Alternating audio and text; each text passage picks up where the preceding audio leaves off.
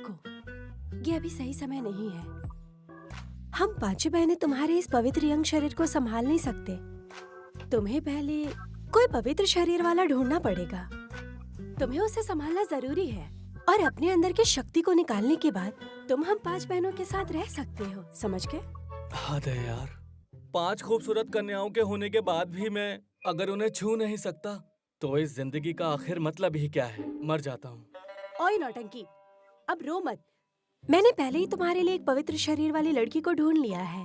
क्या सच में? कहाँ पर? दूसरे शहर की राजा की बेटी रोजी नाम है उसका। क्या नाम कहा? रोजी? क्या वो इतनी ही सुंदर है जितनी सुंदर तुम हो? नौटंकी कहीं के, वो रोजी उस शहर की सबसे खूबसूरत लड़की है और तुम्हारे लिए अच्छी होगी वो। तुम मेरा कितना ख्याल रखती हो? मैं तुरंत निकलता हूँ शहर के लिए। तुम अपनी होने वाली बीवी से मिलने जा रहे हो और इस हालत में जाओगे? मुझे तो ये कपड़े बिल्कुल ठीक लग रहे हैं। पहली मुलाकात मायने रखती है। कपड़े से ही आदमी की पहचान है। अब ढंग के कपड़े पहनो तुम। वो उस परिवार की रानी है। अपने इन बालों को अच्छे से ठीक करो। ये काट लो, इससे तुम्हारा पूरा खर्चा निकल जाएगा। चलो। तुम जैसी सुंदर लड़की को छोड़कर कैसे जाऊं? आओ, मुझे किस करो। अगर ऐसे ही मस्ती करते रहोगे तो मुझे सजा देनी पड़ेगी। मुझे माफ कर दो, मैं अभी यहाँ से निकलता हूँ।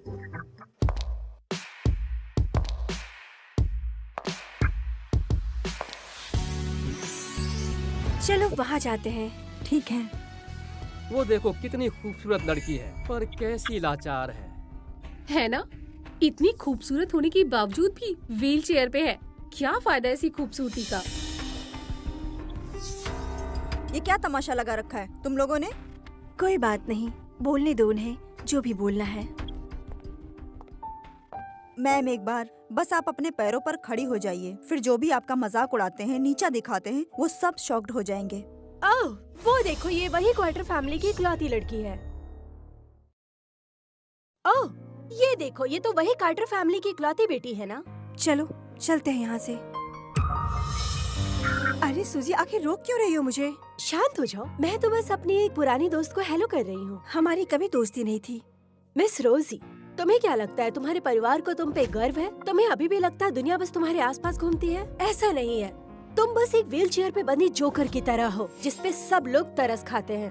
तुम शॉपिंग करने क्यों आई? तुम तो खड़ी भी नहीं हो सकती ना? इसलिए तुम अब वापस चली जाओ, क्योंकि ये सब पैसों की बर्बादी है। एक बात बताओ मुझे, तुम यहाँ पर अच्छे अच्छे कपड़े इसलिए खरीदने आई हो ताकि तुम लड़कों को अट्रैक्ट कर सको? इसे इस हालत में कोई भी आदमी मुड़ के क्यों देखेगा? पता नहीं, कुछ लोग होते हैं जो अपने चेहरे की खूबसूरती के चक्कर में अपने शरीर पर ध्यान नहीं देते हैं और नतीजा यही होता है। मिस रोजी, तुम मुझे ऐसे घूर क्यों रही हो? मुझे डर लग रहा है। मिस रोजी, मुझे पता है तुम बहुत गुस्से में हो अभी, पर तुम कर भी क्या सकती हो? अगर दम है तुम में तो खड़े होकर मार कर दिखाओ। तुम अरे रे मिस रोजी, तुम तो रो रही हो। कितनी शर्म की बात है। तुम जैसे लोग बेचारे बनके सिर्फ और सिर्फ लड़कों की सिंपैथी लेना चाहते हैं। ये सब बस इसकी चाल है, अमीर लड़कों को अपने जाल में फंसाने की। कुछ लड़कियाँ कितनी सेंसिटिव होती है, जरा सा कुछ बोलो तो सह नहीं पाती। बस बहुत हो गया। अभी के अभी तुम लोगों को मिस रोजी से माफी मांगनी होगी।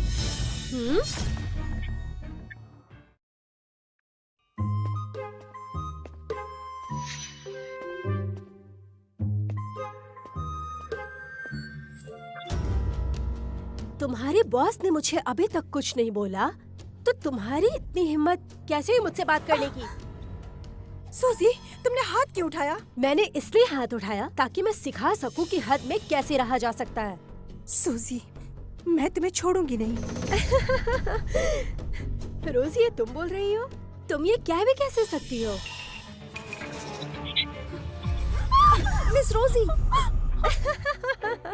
मिस रोजी, ये तो मेरी होने वाली वाइफ है जिसके बारे में एमी ने बताया था। मिस रोजी, ये क्या?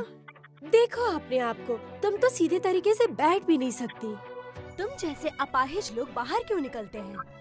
खुद को शर्मिंदा करने से बेहतर होगा तुम बिस्तर में ही पड़े रहो जैसे बाकी के अपाहिज लोग रहते हैं। मैंने सुना है मसल एट्रोफी जानलेवा हो सकती है। कितना बुरा है ना? ये सब लड़कों को फ्लर्ट करने का नतीजा है। सही हुआ इसके साथ।